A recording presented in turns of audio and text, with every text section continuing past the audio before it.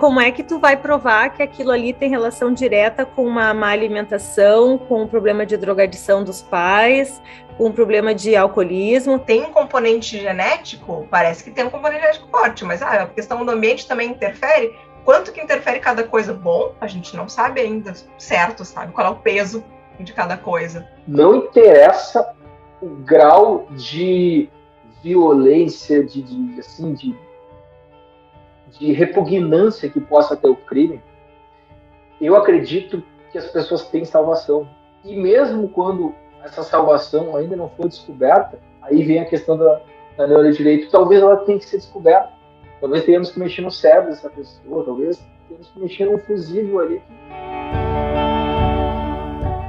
Cada vez mais ouvimos falar em neurociência. Os avanços nos estudos sobre o cérebro humano estão repercutindo em todas as áreas, inclusive no direito. Já tem até nome: neurodireito. Neurodireito, novo ramo de pesquisa doutrinária na área jurídica, a fixar-se em diversas referências bibliográficas, a partir da interface entre direito e medicina. Neurodireito exige a quebra de paradigmas, impondo alterações no entendimento de vários conceitos, principalmente no de igualdade, livre-arbítrio e reincidência criminal. O que surgiu da interdisciplinaridade entre a neurociência e o direito tem por objeto de estudo o cérebro e o delito, mas sob enfoque diferente do direito penal e de outras disciplinas. Enquanto o direito penal como ciência normativa percebe o delito como um ente jurídico e que sua prática deve ser coibida pela imposição de uma pena, o neurodireito importa-se com a causa do delito, que pode ser uma derivação de disfunções cerebrais. Como é que tu vai conseguir fazer essa separação? E eu não vejo como seja viável, num estudo simples, tu chegar a essa conclusão, né? Porque nós temos pessoas que tiveram toda essa estrutura, como tu tiveste uma boa alimentação, bons pais amorosos, nada faltou, tiveram amigos da infância, foram a um bom colégio, tiveram tudo que uma criança pode querer ter para crescer saudável. E ainda assim ela chega na fase adulta e ela desenvolve diversos comportamentos, para não dizer criminosos, antissociais. A verdade é que a gente teria que fazer uma avaliação, mas não tem ainda, assim, não tem como fazer um estudo. Tem algumas coisas de exame de neuroimagem que mostra, assim, olha, tem uma alteração aqui, né, que mostra, talvez, que essa parte pré-frontal, né, de tomada de decisão fica menos ativada, mas a gente não está no ponto assim, a gente consegue dizer certinho, sabe? É uma coisa mais de avaliar histórico mesmo da pessoa, mas a gente ainda, na verdade, é que as coisas ainda não, a gente ainda tinha ainda nessa parte de neurociência, né? Tem muita coisa que a gente ainda não sabe, por exemplo, assim, até a questão assim, tem um componente genético? Parece que tem um componente genético forte, mas a questão do ambiente também interfere. Quanto que interfere cada coisa? Bom, a gente não sabe ainda certo, sabe? Qual é o peso de cada coisa, né? Possivelmente, geralmente é uma junção das duas coisas. Nós precisamos conhecer essas matérias. Eu entendo que a pertinência, a melhor maneira de aprendermos sobre isso é sabermos que existe isso e não ignorarmos isso. Diferentes paradigmas da neurociência estão começando a convergir para a mesma conclusão, de que há uma significativa base cerebral no comportamento antissocial e que esses processos neurocomportamentais são relevantes para entender a violência na sociedade cotidiana. Indivíduos com transtornos de personalidade apresentam redução de 11% na substância cinzenta pré-frontal. Indivíduos antissociais com menor quantidade de substância cinzenta também mostraram menor responsividade autonômica ao estresse.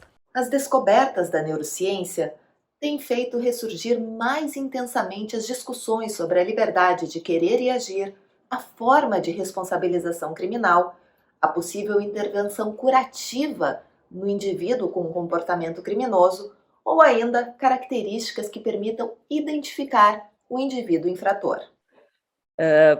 Quando é feita essa solicitação de uma instauração de incidente, nós solicitamos os documentos médicos. Documentos médicos os mais diversos. A pessoa já esteve internada, queremos os documentos de internação dela. A pessoa toma medicamentos, que medicamentos ela toma? Ela tem um psiquiatra, um psicólogo, alguém que faz esse acompanhamento. O que a família ou o advogado, enfim, vai nos trazer a respeito disso aí? Com os documentos que vierem e mais cópia do processo se encaminha para o perito do IPF, que é quem vai fazer o laudo. A partir dessa documentação e das entrevistas que ele vai ter com a pessoa que está ali para ser analisada, ele vai chegar à conclusão sobre a questão da capacidade. Se a pessoa simplesmente alegar que tem problemas mentais e não nos trouxer uma linha de documento, de medicação, de absolutamente nada, ficou só na palavra dele, o incidente dificilmente vai ser instaurado. Porque ele não pode ser só numa base do achismo, senão fica muito fácil, né? Tu tem que ter uma base concreta para imaginar, não, essa pessoa realmente pode sofrer de um problema, de alguma espécie.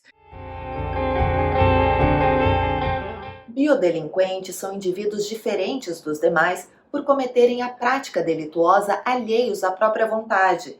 Eles são pressionados por transtornos neurológicos originários de doenças pré-existentes, adquiridas ou traumatizantes da caixa craniana e que não são alcançáveis pelas técnicas de neuroimagem atuais. O neurocientista David Eagleman diz o seguinte: considere um cenário comum que se desenrola nos tribunais do mundo todo. Um homem comete um ato criminoso devido a um problema cerebral.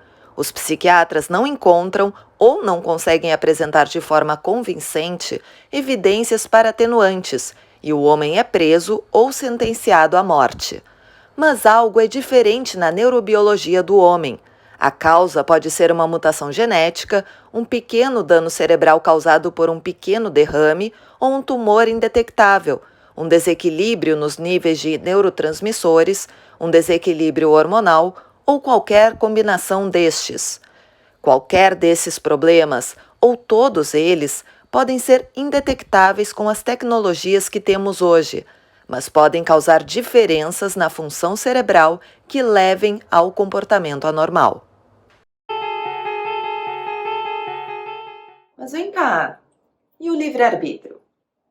Pois é, um dos primeiros trabalhos que ajudaram a colocar o livre-arbítrio em suspeição foi realizado em 2008. O psicólogo Benjamin Libet, em um experimento que hoje é considerado um clássico, mostrou que uma região do cérebro envolvida na coordenação da atividade motora mostrava atividade elétrica uma fração de segundo antes da tomada de decisão dos voluntários. No caso, apertar um botão. Estudos posteriores confirmaram a tese de Libet, de que a atividade cerebral precede e determina uma escolha consciente. Esses experimentos podem ser analisados por 3 vertentes distintas: aqueles que demonstram que o cérebro se antecipa à consciência da decisão, aqueles que defendem que é impossível existir mente dissociada do corpo e os que já propõem formas de intervenção neuronal para direcionamento do comportamento humano. Todos abordam a liberdade de querer e agir do ser humano, elemento fundamental para a intervenção penal. Está lá sendo obrigada a fazer alguma coisa, até a dizer alguma coisa. Ela poderia dizer outra coisa, ela poderia, mas diante daquelas circunstâncias em que ela está vivendo, vou pegar aqui as minhas vítimas, né? Elas estão num ambiente familiar que elas querem preservar, ninguém está obrigando elas a mentir, mas elas naturalmente se sentem com essa tendência. Então, elas têm o livre-arbítrio para escolher, elas têm, mais ou menos. Se elas querem conservar aquela situação familiar delas, elas não têm esse livre-arbítrio na mesma amplitude. Mas nesse ponto exatamente que tu falou, que é mais de uma ação-reação do teu cérebro te dando um ordenamento, digamos, que o teu corpo não pode controlar, eu não sei o que te dizer a esse respeito. Realmente não sei, nunca tive que refletir sobre essa situação. Essa questão do livre-arbítrio é uma questão, assim, difícil, né? Porque, por exemplo, assim, né, a gente sabe, por exemplo, tem transtorno borderline de personalidade, né? A gente sabe que pessoas que têm esse transtorno, e inclusive já lembro até de alguns casos, existe uma dificuldade, assim, de conter impulso, às vezes, que é bastante grande, né? Uma coisa, assim, que aparece na vida toda, a pessoa, né, impulsiva, né, sem conseguir realmente parar e dizer, não, né, isso aqui não posso fazer, né? A pessoa vai, né, e não consegue ter freio, né?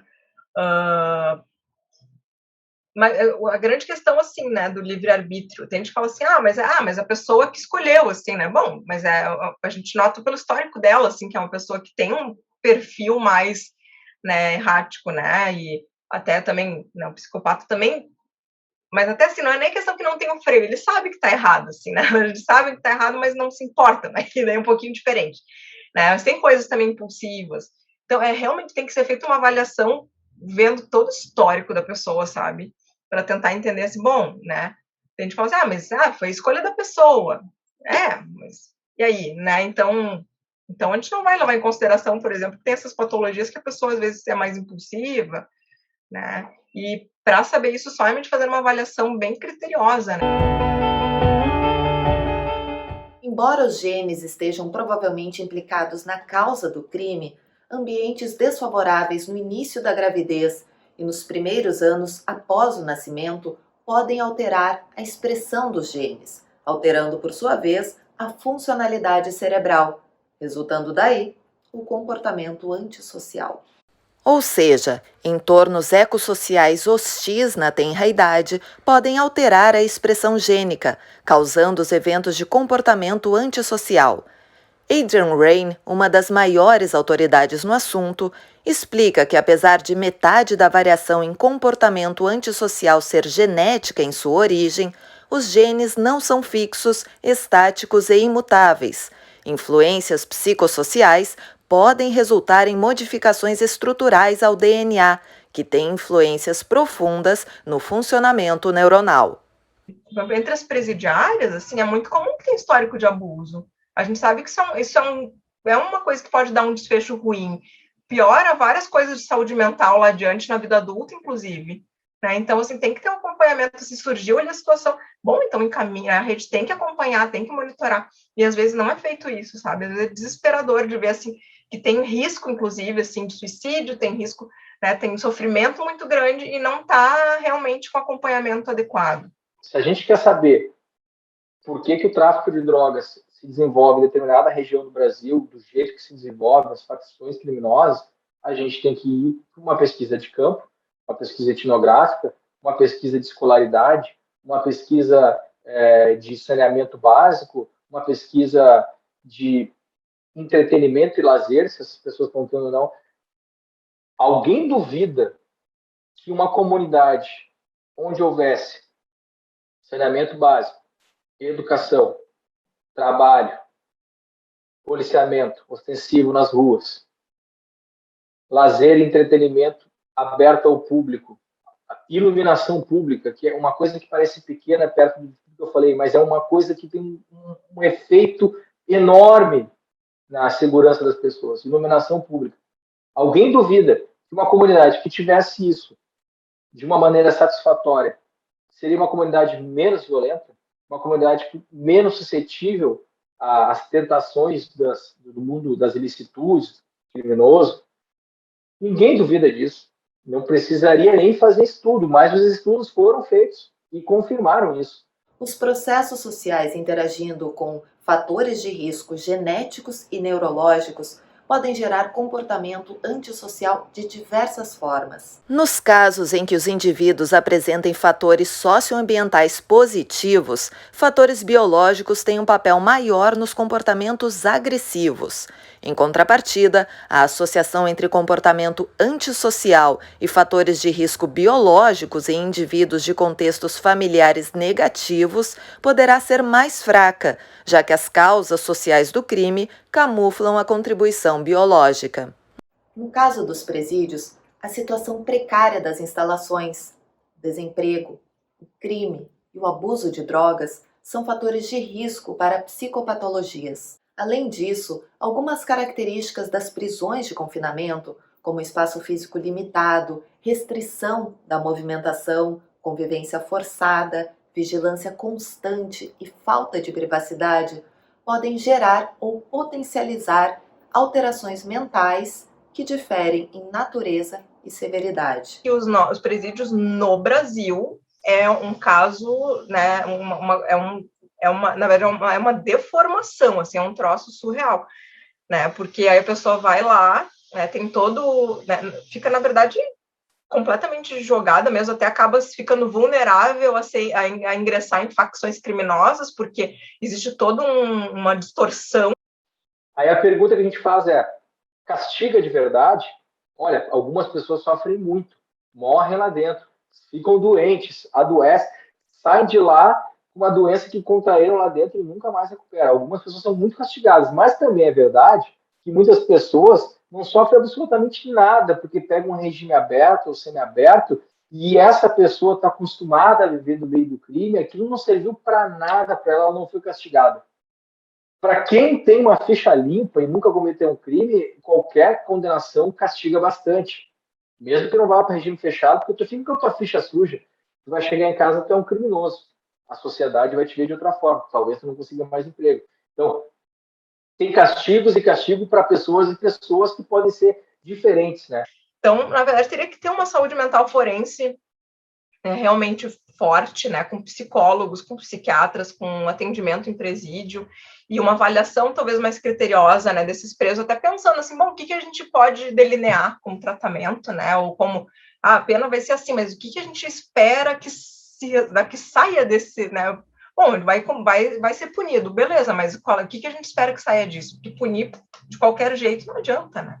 Eu posso tentar fazer com que essa pessoa melhore, mas ainda assim ela vai ter que pagar por aquilo que ela fez, vai sofrer muito, e talvez eu recupere essa pessoa para a sociedade, mas com aquela equipe multidisciplinar, né? Biopsicossocial, sempre isso, né? Sempre isso, biopsicossocial. Eu não consigo mudar as pessoas e o mundo ao meu redor sem analisar essas três viés. Então, acho que a gente precisa, sempre que for analisar quem entra, como entra e quem sai, como sai, é que o problema não pode ser resolvido como a gente costuma fazer com respostas simplistas, né? O presídio trata muito mal os presos. Se ele não tivesse feito nada errado, ele não estava lá. Bom, vamos por partes. Muitas vezes as pessoas estão presas injustamente. Começa por aí. Então pode ser que esse cara seja inocente. Pode ser. E eu vi muitos casos assim na minha vida. Segundo, ainda que ele seja culpado, vai adiantar alguma coisa deixar o cara numa posição degradante?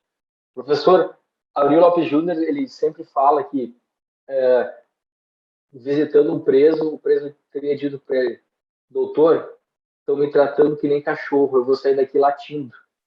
A questão da população que tem conflito com a lei, de alguma forma, seja pessoas que têm problema psiquiátrico ou que não tenham, né, questões realmente de doença mental, acaba sendo sempre muito complicado, assim, né? Sempre se vê como, assim, né, não merecem uma segunda chance, assim, ou não deveríamos investir nisso. Falsas memórias ou memórias ilusórias em psicologia são memórias de eventos que nunca foram efetivamente vivenciados pelo sujeito. Em um estudo recente, a pesquisadora Eileen Oberst comprovou que é possível não só implantar, mas também apagar memórias falsas do cérebro. E quando falamos em falsas memórias dentro do processo jurídico, fica ainda mais complicado. As falsas memórias, elas não são algo de má fé produzido, não necessariamente são algo de má fé produzido por alguém e projetado na nossa cabeça. Pode ser que uma pessoa também esteja errada e ela me convence de algo que ela está errada. É diferente de uma mentira, né? Ela sabe que ela está errada e ela está querendo que eu entre nesse erro dela. Mas pode ser que as pessoas não saibam disso e aí produz uma memória de algo que não aconteceu, que é uma das matérias mais envolvidas, como eu disse antes. Podemos falar desde a situação que vem sendo abordada há alguns anos sobre as falsas memórias, a capacidade das pessoas lembrarem dos fatos, não como elas viram, mas como elas, ao decorrer do tempo, passaram a ser informadas que aconteceram, né? Com aquela situação peculiar que ela introjeta que aquilo aconteceu daquela forma. Então, ela não está mentindo. aquilo para ela, no decorrer do tempo, se tornou uma verdade. E isso é muito difícil de filtrar quando tu está escolhendo uma prova. A constituição das provas é muito fortemente, no Brasil, de maneira majoritária, trazida aos autos dos processos penais por meio das palavras das pessoas. Então, isso é uma coisa que não pode ser ignorada. A gente não tem filmagens. Hoje está cada vez mais desenvolvendo isso também. Algumas provas mais técnicas, né? Mais objetivas. Mas ainda há um longo caminho a ser percorrido para chegarmos no ideal. Então, ainda é a prova testemunhal a mais forte. E posso também incluir a palavra da vítima, a palavra dos informantes, a palavra do réu, a palavra em si, a palavra. E aí, dentro desse campo da constituição das provas do processo penal, tem a questão das falsas memórias, tem a questão da sugestionabilidade. E sabendo que ocorrem todas essas influências, imagina a situação quando não apenas um, mas 7 cérebros são os responsáveis por determinar a condenação. É isso que ocorre nos casos de tribunal do júri.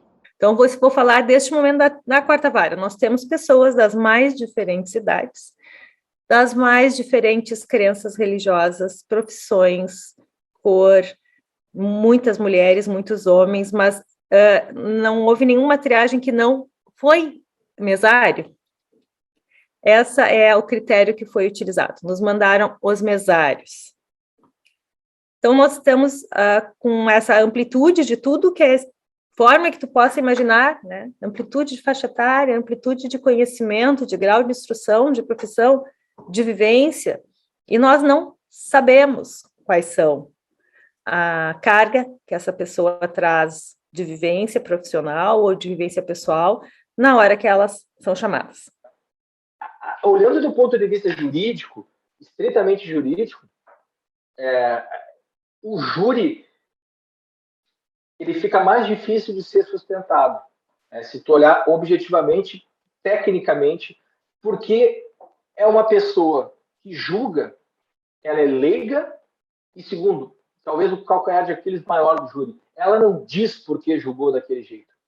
Então, se eu sou racista, eu posso condenar uma pessoa de cor negra, ou de cor asiática, ou enfim, não interessa, porque eu sou um racista. E eu não sou racista, mas não me perguntaram por que eu votei daquele jeito. Mas se me perguntasse, eu diria. Talvez eu não dissesse, eu sou racista, mas eu daria elementos na minha decisão que a pessoa que leria diria assim, ele é um cara racista. Temos que anular esse julgamento. E se o cara chega lá no júri para ser julgado, bem vestido, bem apessoado, e eu me afeiçoo com ele, talvez eu absolva essa pessoa. A gente entende o mundo de forma diferente. Ou seja, a conexão social existe, mas ela é influenciada e influencia a percepção que temos das coisas. A questão toda é como a gente julga o outro, como a gente entende o que os outros fazem. Há uma percepção injusta. Julgamos de forma diferente aqueles que julgamos nossos amigos ou inimigos por afinidades. Quando se começa a ter esses agrupamentos por afinidade, diminuímos muito a nossa percepção de como aqueles considerados nossos amigos estão agindo e acabamos aceitando coisas em seus comportamentos que não deveríamos aceitar. Da mesma forma, ficamos mais rígidos com aqueles que temos menor identificação. Que é a sentença, ou até mesmo um acórdão de qualquer esfera, ela vai ter um alto grau de subjetivismo na interpretação da lei, na interpretação das exceções legais. Então, é muito difícil tu teres este controle que tu estás sugerindo. Aliás, é praticamente impossível, né? Você tem aquela brincadeira, cada cabeça uma sentença. E ela é meio literal. Tu vai olhar lá uma norma e tu vai dizer, não, mas aqui não se aplica porque aqui eu vou aplicar tal exceção. Ou aqui eu posso afastar por tal circunstância. Que é a maneira como se produz a sentença, pelas influências que ela sofre, pela maneira que aquela pessoa que deu aquela sentença constituiu a sua vida, e pela maneira como os atores do processo penal chegaram até essa pessoa, até esse juiz, e fez com que ele desse aquela sentença daquele jeito. Então, é também um ramo, é também uma área de estudo do direito, e há muitas pesquisas no sentido de que o juiz, se ele tomou leite de manhã, ele tem uma pena mais leve que ele vai dar de tarde, de noite. Então, eu não estou dizendo que o juiz, agora vamos ter que fazer com que o time do juiz sempre ganhe para que ele julgue de uma maneira mais razoável. Não é isso. É o juiz saber que ele está suscetível a esse tipo de influência, que o cérebro dele é que nem o de qualquer outra pessoa, é fragilizado por essas influências, premiado por influências, que dependendo da forma como ele nasceu, estudou, os traumas que ele teve ou que ele não teve, o tipo de réu que chega até ele para ele julgar. Então, não tem como tu tirar do juiz essa subjetividade que existe, inclusive na hora que tu vai aplicar a pena.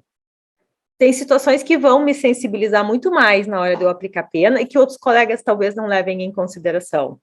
E eu vou te dizer uma delas, por exemplo, se a minha vítima deixou filhos pequenos. Eu sei que a carência daquela mãe ali vai ser um problema na vida daquelas crianças. Até porque ela vai perder a mãe que morreu e o pai que está preso. Eu não tenho como ignorar isso na hora que eu aplico a pena. Outros colegas simplesmente não vão considerar. Então, a gente tem uma margem que não há como mexer, que é do subjetivismo. O que se dá é realmente para tentar sensibilizar as pessoas, os julgadores, de que se deve ter um olhar diferenciado nas situações que são diferenciadas. Os jurados realmente são influenciáveis, mais que os juízes, embora os juízes também sejam, com toda certeza, lá no início da minha fala eu disse isso, mas os jurados são mais. Os jurados se deixam levar melhor. Tem uma amiga minha que é jurada, que ela diz assim, ela é jurada, e ela disse assim, para mim, ganha o júri quem tem a melhor história contada. Essa foi a frase dela. Ela não disse quem tem a melhor prova, ela não disse quem tem o melhor argumento, ela disse quem tem a melhor história contada. Então, eu tenho que ter uma historinha que tem um início, um meio e fim, ela se desenrola num desencadeamento lógico. Ali convence aquela jurada. De acordo com o psiquiatra e pesquisador Pedro Lima, nosso cérebro calcula vantagens e desvantagens a curto, médio e longo prazo, e toda tomada de decisão é baseada nisso. Vantagens advindas de comportamento corrupto são como super-recompensas para o nosso cérebro, com impacto biológico semelhante ao de usar uma droga. A tendência na população normal, quando não há punição, é escalar na desonestidade. Para que isso não ocorra, é necessário um estímulo contrário mais forte que o prazer ou recompensa proporcionado pelo ato ilícito. Ninguém que vem aqui no escritório, sendo réu confesso, diz assim, eu fiquei com medo que eu pudesse ser preso. Se o laudo disser que a pessoa é inimputável, é completamente incapaz perante o direito penal, ela vai sofrer o que se chama de absolvição imprópria. O juiz não vai dizer que ela não fez, o juiz vai condenar ao mesmo tempo.